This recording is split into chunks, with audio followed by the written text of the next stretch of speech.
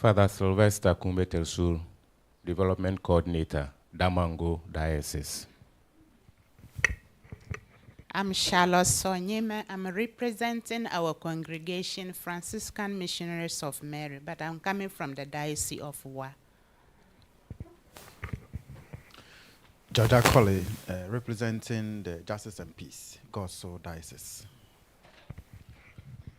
Reverend Brother Oswald, representing the Divine Word Missionaries, JPSC. Eric Donko, Smian Diocese, JPC. Father Clement Adanse, Diocesan Development Officer, Obuasi. Charles Osu Entry, Justice and Peace Commission, Obuasi Diocese.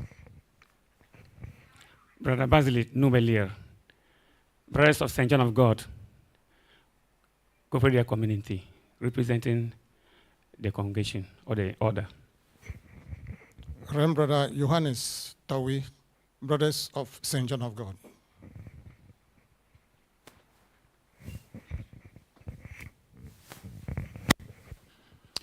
Kwashi Welbeck, Whole Diocese, representing the Development Coordinator. Father Sylvester Agbezuge, Whole Diocese, Coordinator, Justice and Peace. Father Peter Ousumensa, Korongmampong Diocese, Development Coordinator. Father Anthony Eshan, DDO Secondary Takrali Diocese. Father Bright Kennedy Ejapon, Development Officer, Kofodia Diocese. Michael Hansen, representing Development Coordinator, Cape Coast Archdiocese. I am Nick Terrier, Secondary Takrali Diocese, Justice and Peace Commission. I'm Sister Mary Boatma, representing Major Superiors. I'm Dominic Avia, Navrungo Balkatanga Catholic Diocese, representing the Development Coordinator. Father Pius Biamse, DDO, Jasicain. Augustine, I belong to the Maris Brothers and I represent them. Father Frederick Opon Mensa, DDO, Sunyani Diocese. I'm Peter D.K. Puvor, Justice and Peace, Damango Diocese.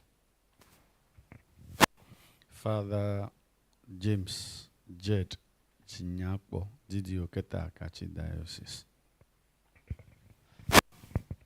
Father Peter Johnson Seno, JPC, Keta Akachi Diocese.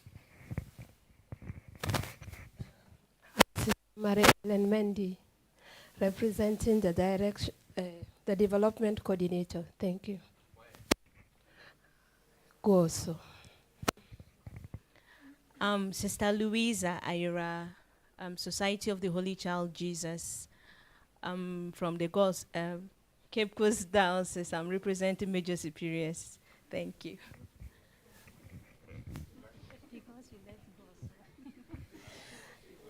I am Sister Yusuf Moi, SSPS, representing the missionary sisters, servants of the Holy Spirit, Koforidua Diocese. Thank you. I'm Cecilia Adwakweku, SACJ, representing DDO Wa Diocese. I'm Sister Sophia Amponsa, Koforidua Diocese, representing the handmaids of the Divine Redeemer. Father Alfred Kwesi Efa Opoku, DDO, Techiman Diocese. I'm Sister Perpetua Uridu, representing the Mission Congregation of the Servants of the Holy Spirit. In short, Holy Spirit Sisters, Koforidua Diocese, SSPS.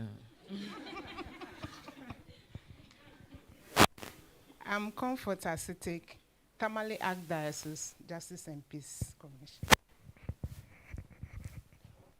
My name is Oliver Kalim from the Yendi Diocese, Justice and Peace.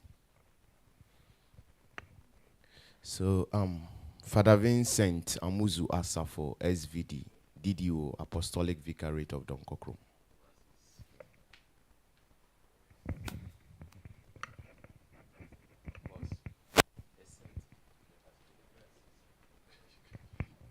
I'm Dennis Apia Sasaku, the General Secretary of GANSEC, National Catholic Secretariat.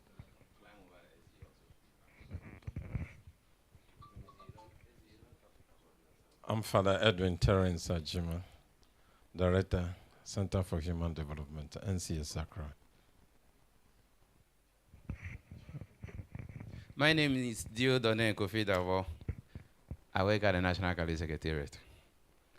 So, having introduced ourselves, I would like us to note that we are live on air on a number of social media handles, including that of Lumen Christi Television, Calistana, Gcbc, Global, who are media partners, on SECTAC, the Ghana Catholic Bishops Conference, Cali Professionals Guild, and many others, Keta Akachi, Treasure in Eden Vessel, and we'll be updating you with time. So the links will be shared as well on your platform so that you can share with your people. Dennis, so start doing that. Thank you. So now we'll take the word of welcome, and this will be done by the Secretary General of the Ghana Catholic Bishops Conference in the person of Very Reverend Father Clement Kwesi AJ.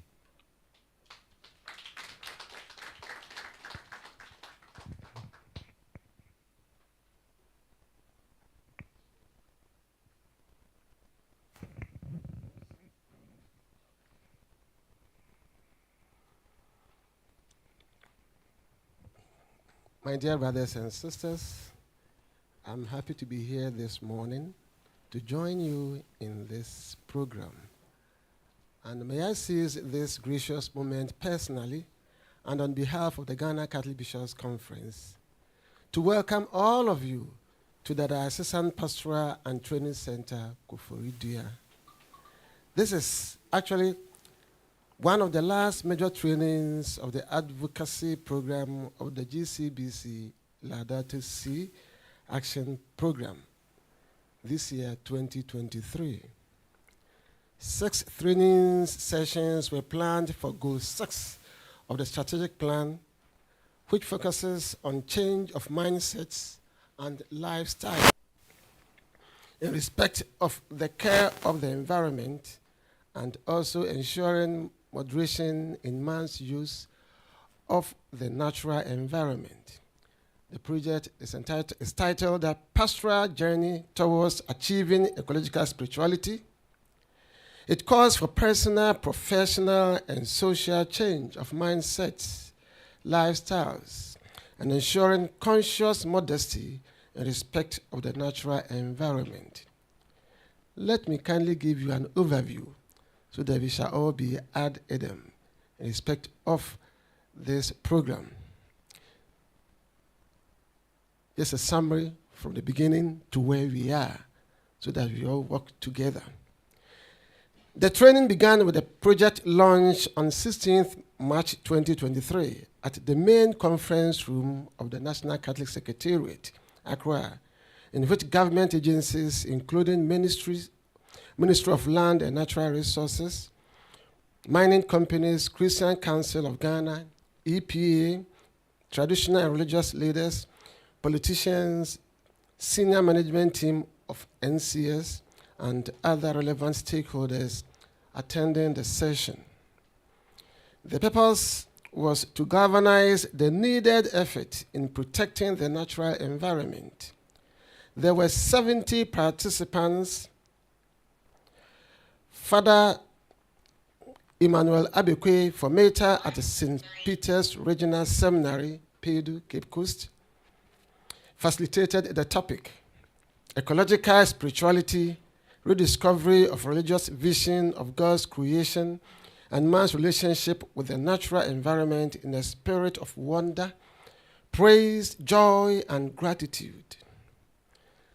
Some takeaways are that humanity is born from nature, is a part of nature, and does not own nature exclusively for its own ends and purposes.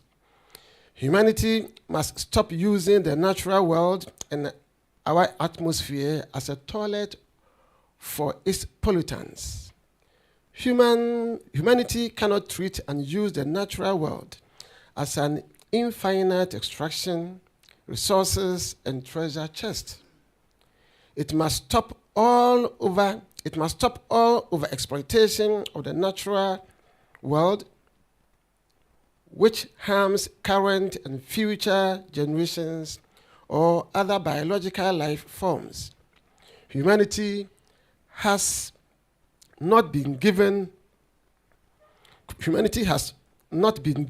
dominion over nature to use as it pleases. No. Humanity must assume the role of stewardship for nature. Eco-spirituality also transcends and includes the principles and ideas of ecological wisdom relating to our planet with the principles and ideas of progressive evolution and the universe level, which includes planetary evolution.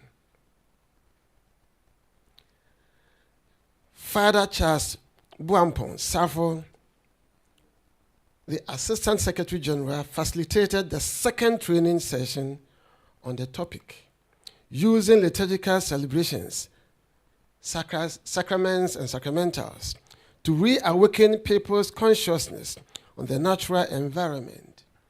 Present were coordinators of Arch/Diocesan, coordinators of liturgy, catechists, and liturgies. 67 participants attended the session at the Samaritan Villa, Kumasi, from 31st May to 2nd June 2023.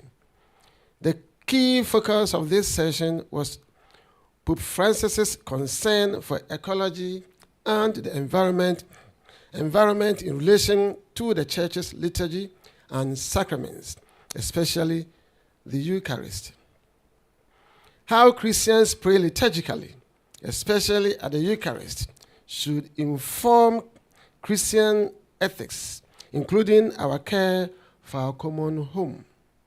As Francis writes, it is in the Eucharist that all that has been created finds its greatest exaltation. Laudato Si, paragraph 236.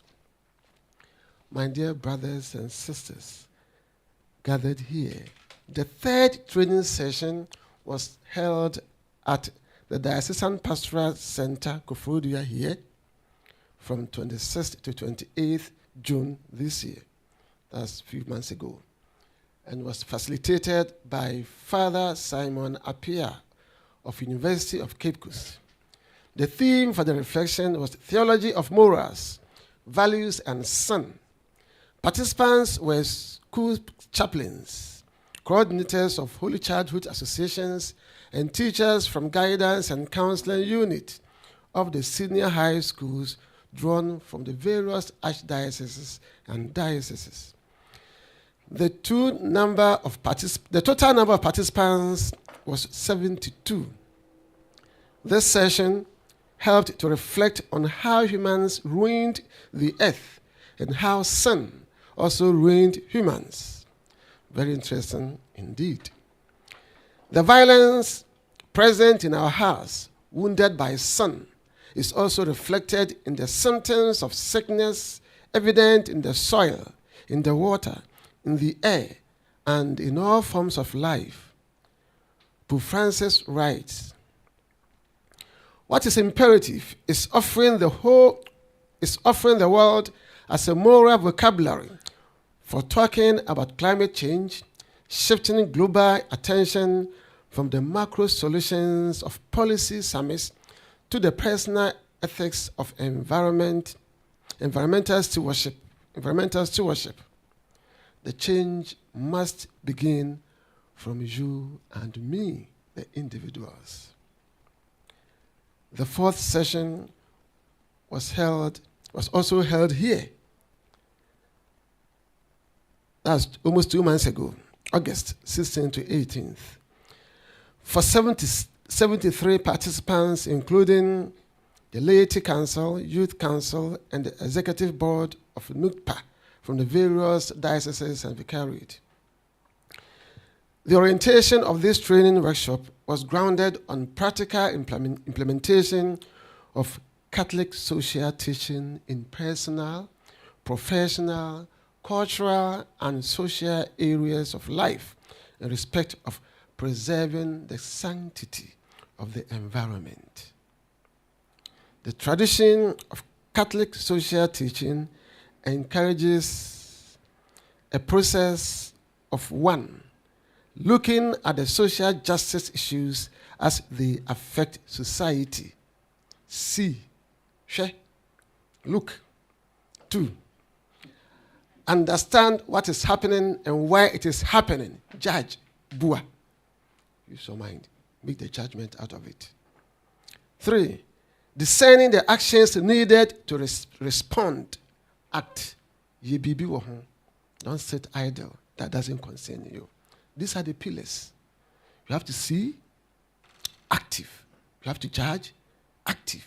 You have to act. Otherwise, it becomes just, the whole social doctrine teaching becomes just a theory. And that is not the case. Catholic social teaching, CST, offers a way of thinking, being, and seeing the world.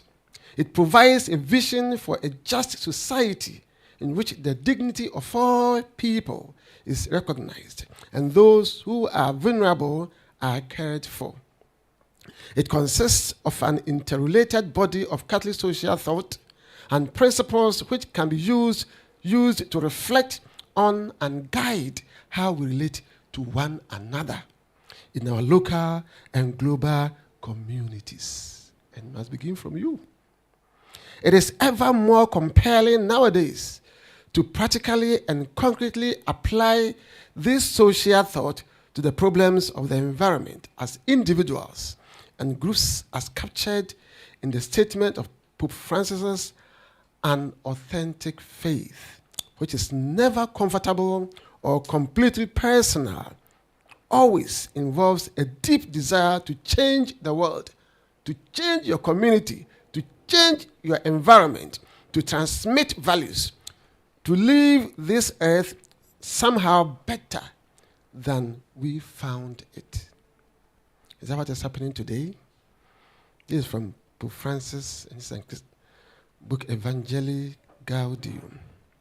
The overriding principle of Catholic social thought for Sir Nat Fusaba Panahene, who actually facilitated, is also embracing principle, it's all embracing principle, the dignity of the human person, on which all other principles evolve. The 5th session, my dear brothers, participants, sisters gathered here, of which you are a part now, is being held from yesterday, today, and tomorrow at the Pastoral Center here in Koforidua, and the theme is the dignity of labor, work, prayer, and the natural environment. Expected participants are members, as you know, through the roll calls and self-introductions. They are from different dioceses and dioceses, development coordinators, and consecrated religious brothers and sisters.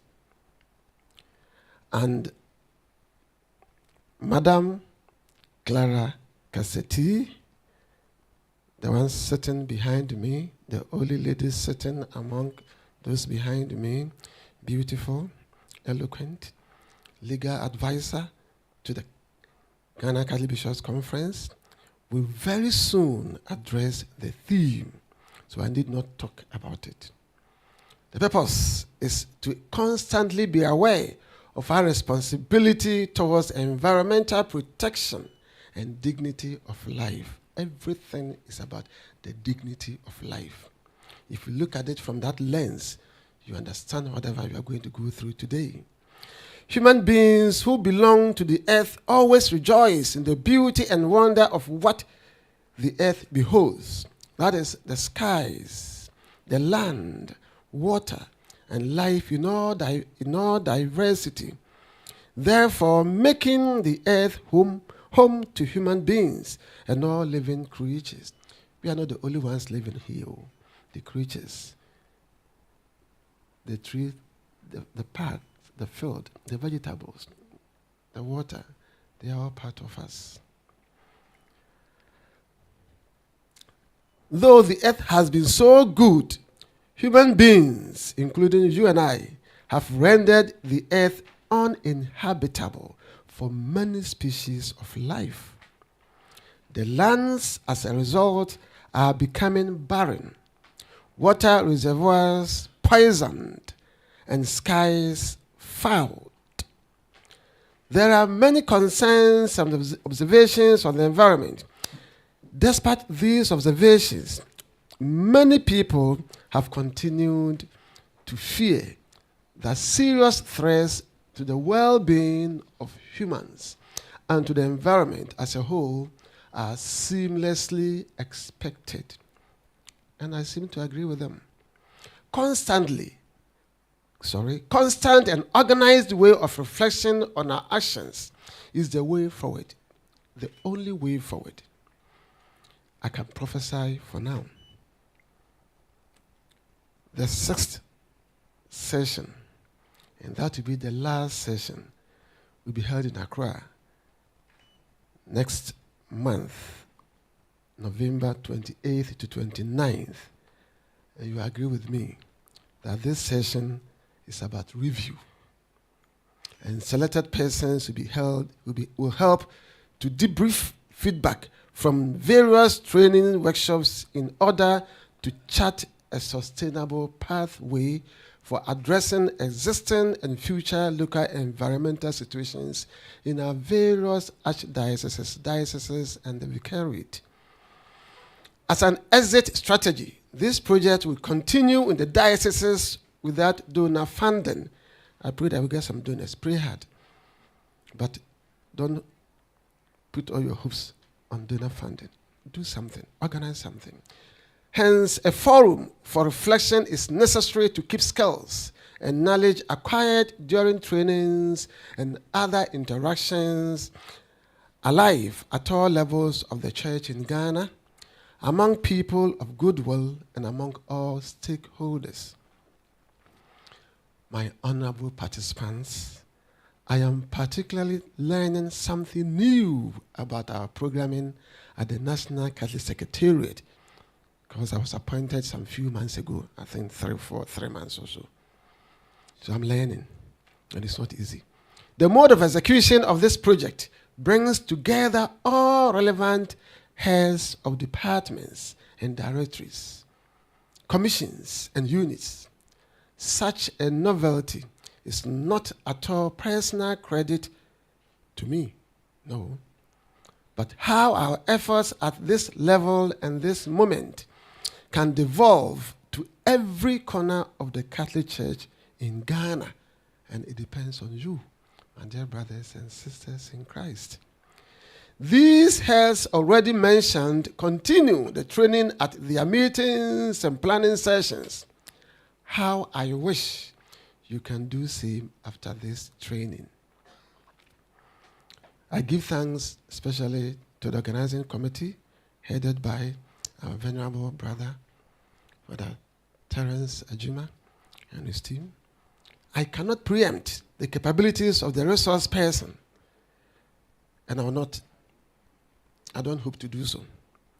Barrister Clara Kaseti, once you say, but that barrister is Nigeria.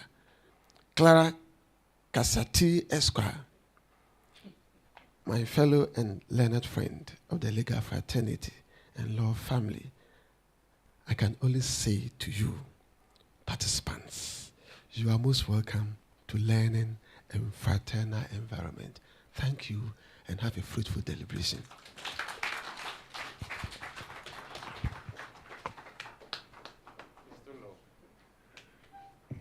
I think we can do it better. We can do it better. I know the lawyers are good at intimidating the rest of us, but I don't think we are bothered. As the two of them are behind me, there is one facing me directly from the back. You say? Okay. Senior counsel, welcome. Father Sylvester Agbezuge. So thank you very much, Secretary General Father Clement Kwesi, for the overview. As you have taken us through the first 4 sessions that we held, the practical training sessions so far were 3. That has to do with using liturgical celebrations, sacraments and sacramentals to reawaken people's consciousness about the need to care for the environment. The second one that dealt with theology of morals, values, and sin, practical implementation of the Kali social teachings followed, and today we are going to go through a session that will deal with the dignity of labor, work, prayer, and all that we need to know. I will now invite the project lead, Very Reverend Father Terence Kwame Ajima, Director of Center for Human Development, SEHUD, at the National Catholic Secretariat, to come and give the statement of purpose and also introduce the facilitator to us. Shall we welcome him?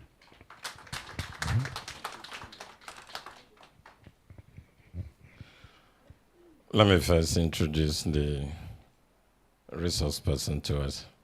And with all apology, those seated behind, please step forward a little bit because we are streaming live so that they can capture everything.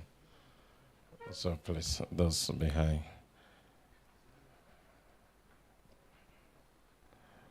Please occupy the seats in front.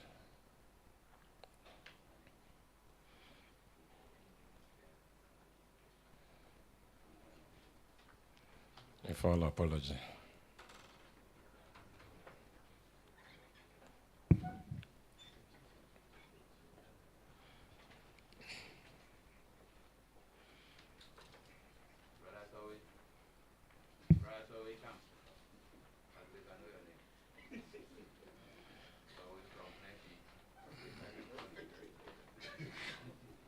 Thank you very much for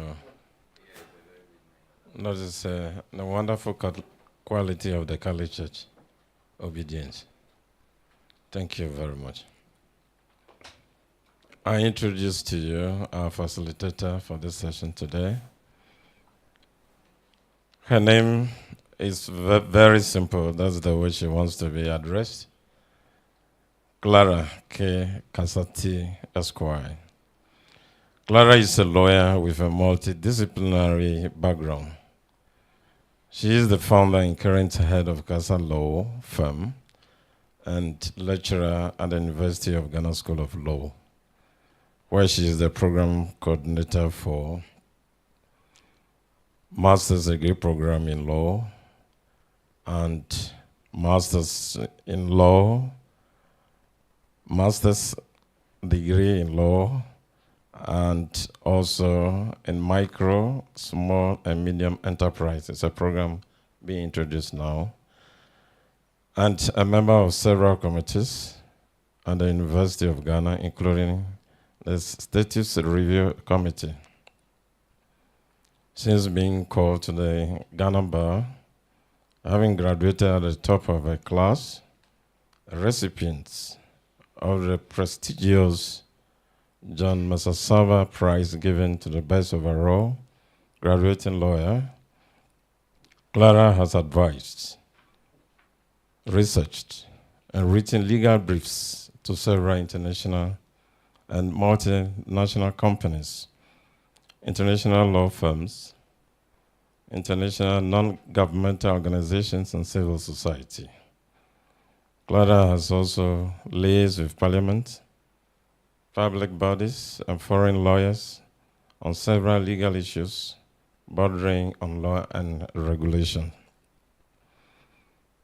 Clara is also a consultant with considerable experience in legal and regulatory frameworks, institutional assessment, and policy analysis. She is Vice Chair of the Network of Legal Experts on Migration in West Africa, in West and Central Africa. She is the Chairperson of the Constitution Review Committee, Consultative Committee, and National Committee, as you know it. She is also the Vice Chairperson of the Board of Governors of the Center for Democratic Development, CDD Ghana. She is Head of Chambers at Casa Law Firm and member of the Public Interest and Accountability Committee, where she is the chairperson of the Legal Subcommittee. She has developed a concept to improve tax collection in Ghana using existing facilities such as the courts. This concept combines legal expertise and technology to ensure enforcement of revenue law. The concept was approved by the Ghana Judicial Service and the Ghana Revenue Authority. It has the indirect effect of fighting corruption and encouraging tax compliant behavior among taxpayers in Ghana. She has also led the development of service delivery chapters in partnership with private enterprise federations and Ghana Integrity Initiative for over 10 state institutions.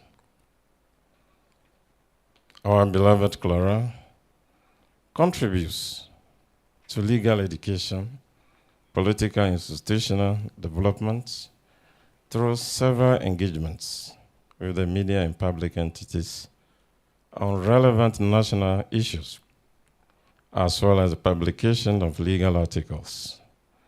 She has earned the respect and trust of the public, including members of the judiciary, the Ghana Bar, other public and private institutions, and the general public, who openly praise her in-depth knowledge of the law, professionalism, objectivity, and especially non-partisanship.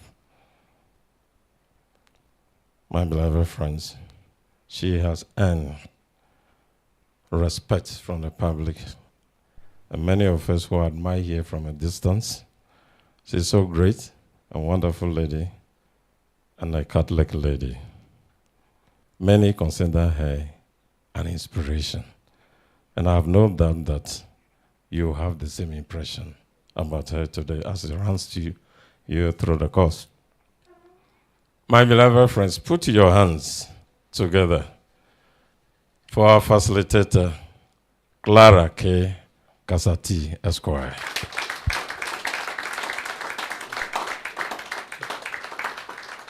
Before she ascends the podium to begin the session with us,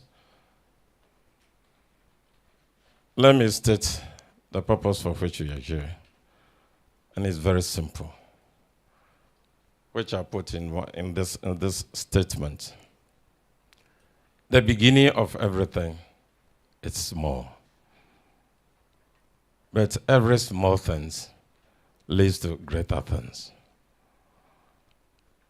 And so when you are here, you represent various constituencies in the Catholic Church in Ghana and in the Universal Church. They change. We have policies. We have laws. Look at illegal mining. The disaster is causing to some rivers. Look at land degradation. Look at sun winning. Those of us who live in the cities, I'm told only 5% of the rubber waste we generate in Ghana is processed. Only 5%. 95% are found in our communities along the sea coasts, in the ocean, in our backyards. We don't have money as a church to establish missionaries or factories to collect all that and recycle.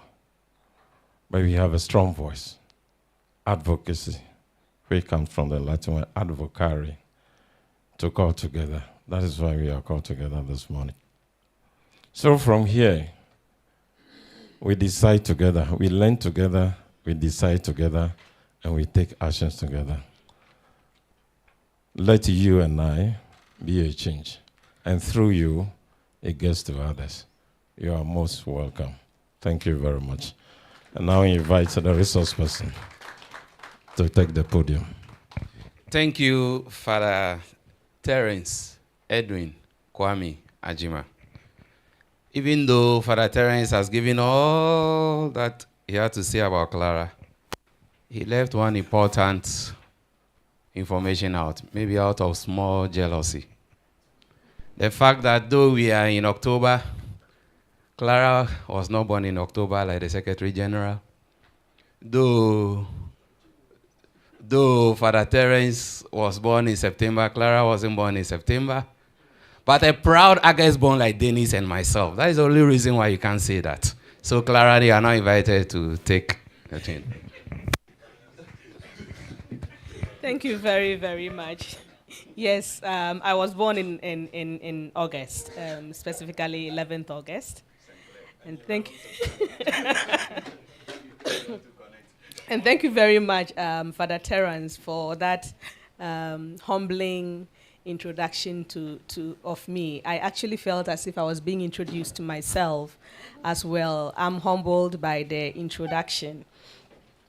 But in short, who I really am is I'm always proud to tell everyone I was born into the Catholic Church, raised in the Catholic Church, raised by the Catholic Church to a very large extent.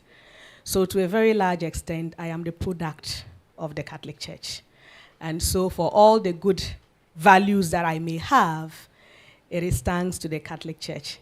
I always remember when I was a little girl, I used to represent my group, CYO, for Bible quiz.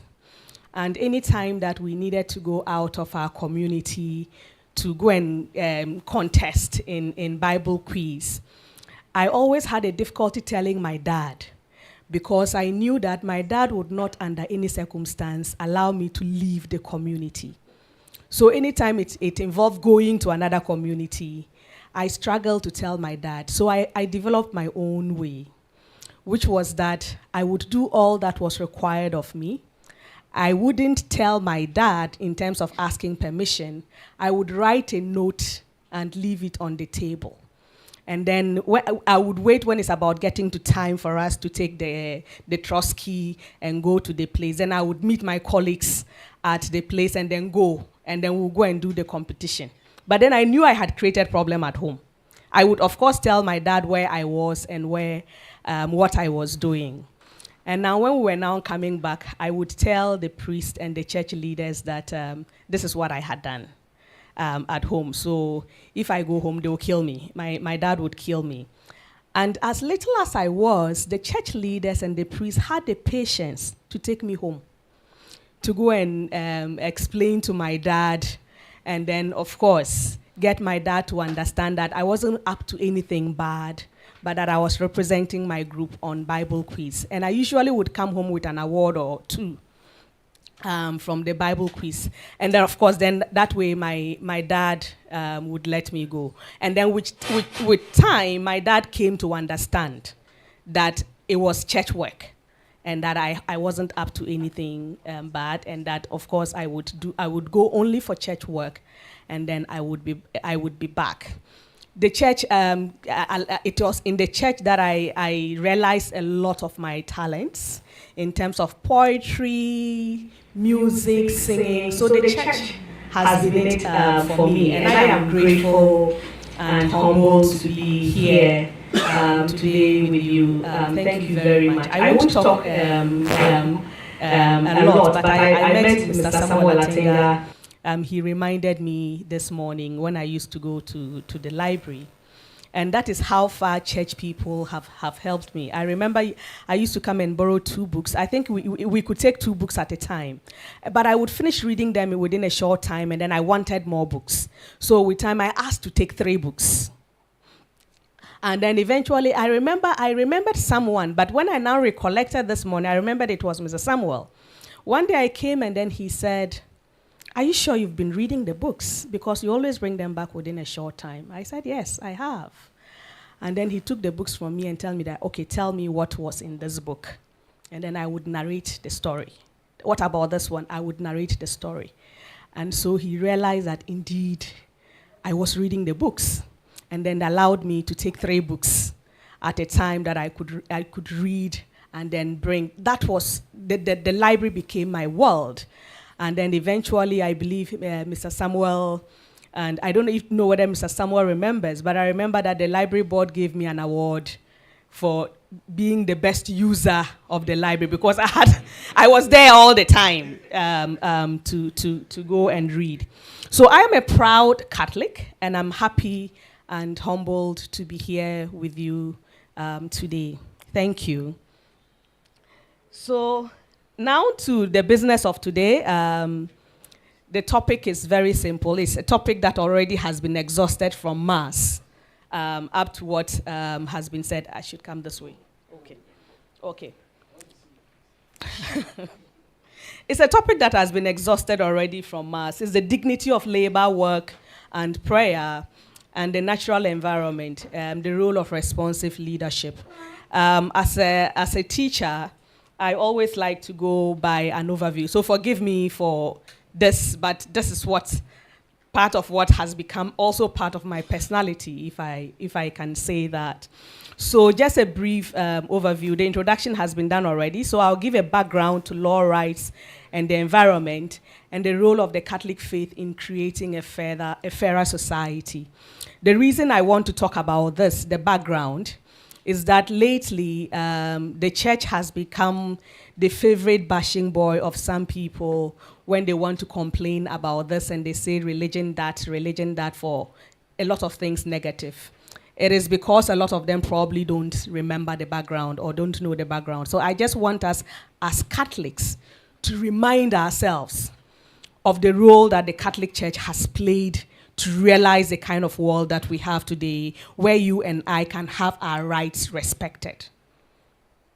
And then, of course, I'll look briefly at constitutional rights and social justice, work, labor, human dignity, and prayer. And then, of course, the environment, which the point has been made and made over again. Father said this morning at Mass that our friend, the environment, we need to see what we can do for our friend, the environment. We did something, and the church did something. It's labor, work, and prayer as they relate to the protection of the natural environment for the purpose of encouraging a process of looking at the social injustice issues as they are, as Father Clement mentioned, see, judge, and act. And then, of course, that as participants, we will explore the role of responsive leadership in dignity of work, labor, prayer, and the protection of the natural environment. Forgive my voice today, I have a cold. I think we've already done a lot about the introduction, so I would go straight to the background, which is law, human rights, social justice, and the environment, the leadership of the Catholic faith. I'm sure all of us here know about the Second World War. And if we remember Hitler, we will remember that Hitler did not do anything illegal. Everything that Hitler did was with law. So he killed with law, he maimed with law, he destroyed with law. So everything that he did was legal. Now this prompted the human race to start to think about what is law. And this question is important because then we all realize that law is a very powerful tool in the society. We are all here because the law allows us to be here. And if the law was supposed to prohibit us to be here, it would make it difficult for us to be here. So it was important to start, for the human race, to start to think of what is law. If we are saying what is law, is it everything that goes through the procedure for passing a law that should qualify as law?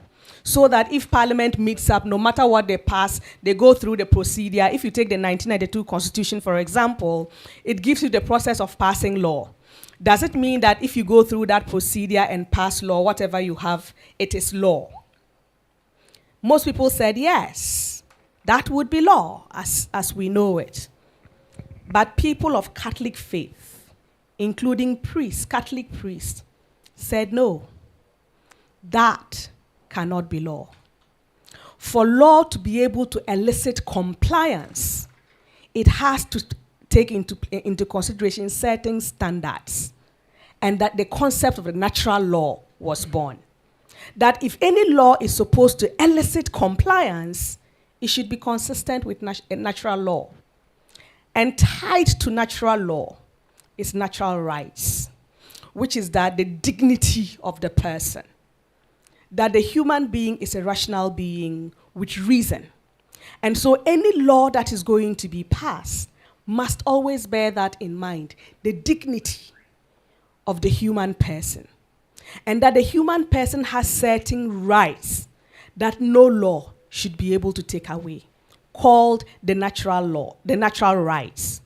So for any law to qualify for compliance, it has to comply with natural law. Today, we are proud, or we can be proud to say that there is no law on earth that doesn't recognize certain fundamental human rights. These fundamental human rights are traceable to these concepts: the concept of natural law, the concept of natural rights. And guess who was behind these concepts and this determination to make sure that the human race and the human society never forgets the dignity of the human being, so that the human race does not descend at any particular point in time again to such horrors as well as the events that led to World War II. It was the Catholic Church, and it was the Catholic faith. I'm sure we all know about St. Thomas Aquinas. He and others wrote extensively and made sure that the entire human race concretized these principles. And today we can call them fundamental human rights, and we can be proud of. This is the role that the Catholic faith played in the human race. And it is a role that we can all be proud of today because we all benefit from it. So if we did this, the Catholic Church led this, it is time again for the Catholic Church to see how and what ways are available to us to think of our friend, the environment.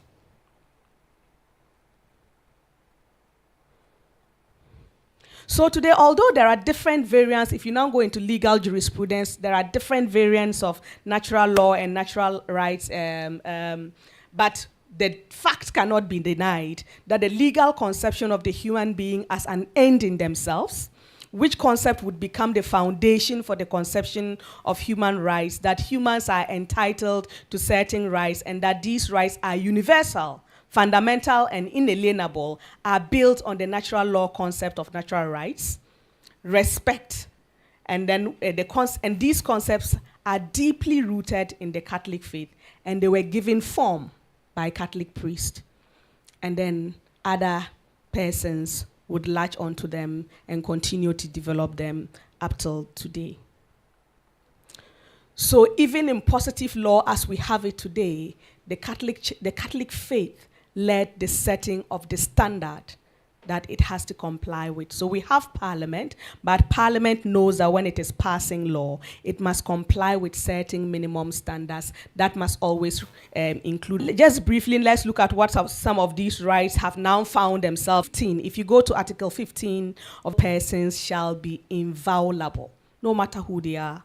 Their dignity of all persons shall be inviolable. That restricted punishment and any other condition that detracts or is likely to detract from their dignity and worth as a human being. You can relate that directly with Genesis 1:27 that we've been trained on. That so God created man in his own image. In the image of God, he created him, male and female, he created them. And you know the Catholic faith believes that the human being was created in the image of God and deserves respect. These are some of the values that have found themselves into legal doctrine and universal legal rights. So we even have the Universal Declaration of Human Rights, for example.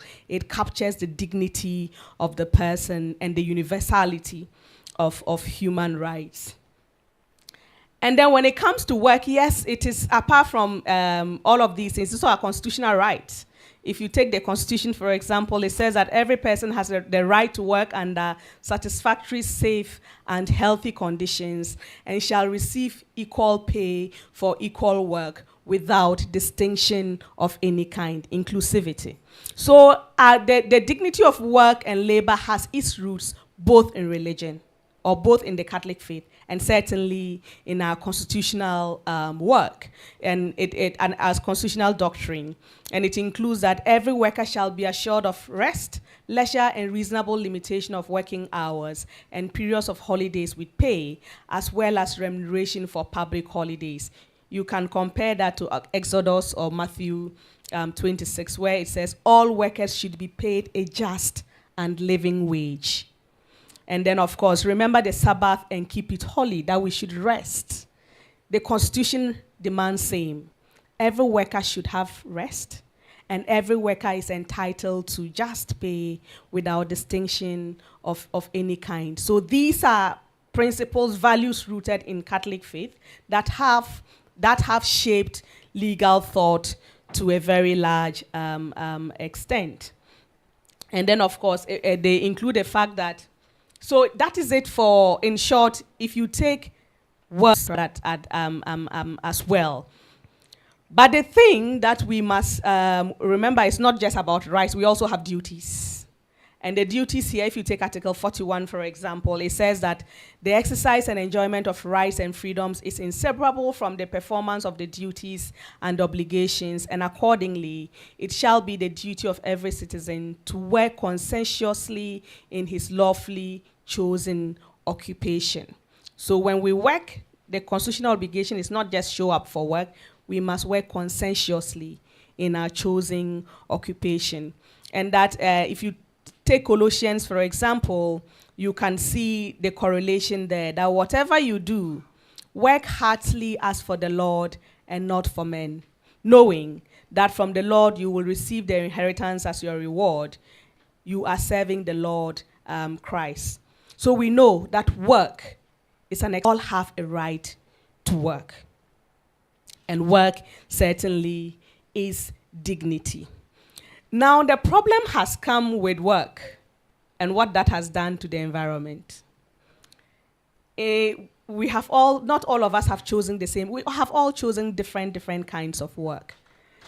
The point is, some of the work that we have chosen has led to the destruction of the environment. And when you raise it, other people argue that, but we must work. We are entitled to livelihood, so what do you want us to do? Take the issue of Galamsey, for example. When you talk to the ones destroying the environment, the Galamsey, they raise work. That's how they feed their families. That is their livelihoods. So for some of them, they believe that they must work. So is it the case that because we must work, whatever the work is, it doesn't matter the effect of the work on the environment? Obviously, that cannot be the case. Because if we agree that there are certain fundamental human rights, then we must agree that the human beings who are also yet to be born also have rights that should be respected. And that has largely been agreed, even generally across the globe. Forgive me, I have a cold. That's why my voice is like that. Now, if we come back to the concept of the natural rights, it includes the fact that we must think about future human beings. And because we must think about future human beings, we must think of the environment. In fact, it's not just the future human beings, it's also about the present generation. Because when we destroy the environment, it causes health hazards. Oh, it's fine. Yes, it's fine. I'm okay. Okay. Okay, thank you. Thank you.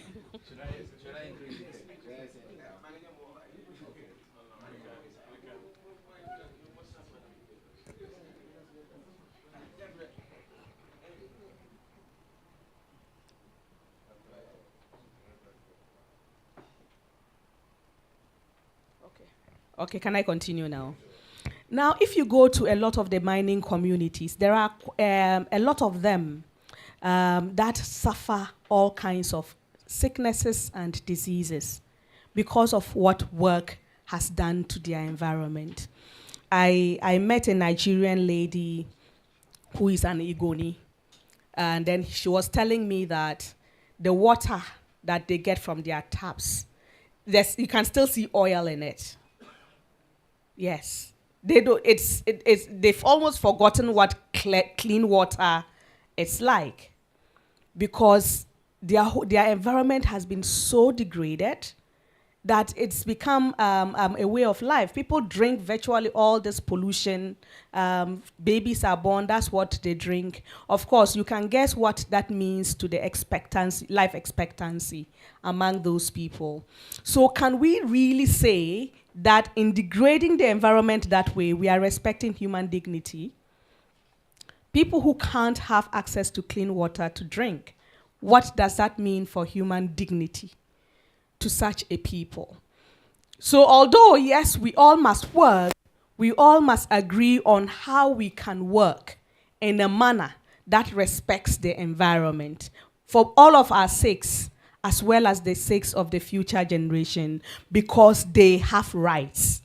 So it is part of the natural rights doctrine that we must extend rights to future human beings because they also have an interest in a habitable environment. This is where they have to live. And that savings for future generations follow the same principle of fairness as savings for contemporary generations. So if we are going to be fair to ourselves and fair to them, I don't think it is debatable that we need to maintain a clean and a habitable environment for the next generation. And this is where we come in. We did it when human dignity was an issue.